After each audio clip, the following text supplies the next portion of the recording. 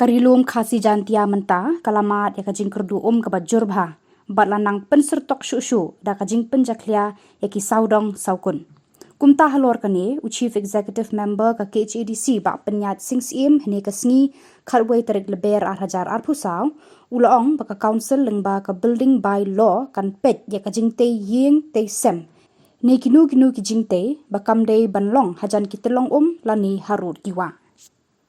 Building bylaws. Kumjuru kabangi I mentah kani kajing kerdu leng saudong kala wan bah po kari jungi. Suppose na mensyuang im ju ekran spang kajing kerdu spang kajing jaklia kasnong katau unyut. Henry mentah kini ki arteli kajing kerdu bar unyut ka de ka subject ka man ki yeng man ki snong ki ekran. Te bedi ka jing kerdu ru nakaliang jungi ni kwa ban pentrekam ya kani building bylaws habaro six schedule area nomor 2 ngin yo ban page let's say habide but kajing jing one kini ki infrastructure ki bahe klimdan kanu kajing panjing bit klimdan kanu kajing yatrelang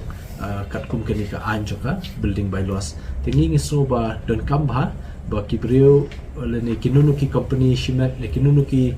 tanap per kinamla menchu tbi ani ki yeng ki jungki let's say don kapor bakitai haki catchment area don kapor bakitai hajaka kitolong bami ka penduk pat ekasnong brokhwe kum kini ke ngi haban pikir kumju kani karkom shnayeng harut wa kaba kabam internet te kaniru min haban wanra daki kendon ki bakam ting ba kamut bangin sya ngin sya hendikan don daka kendon pak bakata kata mita kata feed laban shnayeng hajan wa namangi don kam bahang penek pensa ini ngi ubriu namla ban im klem kamariang ru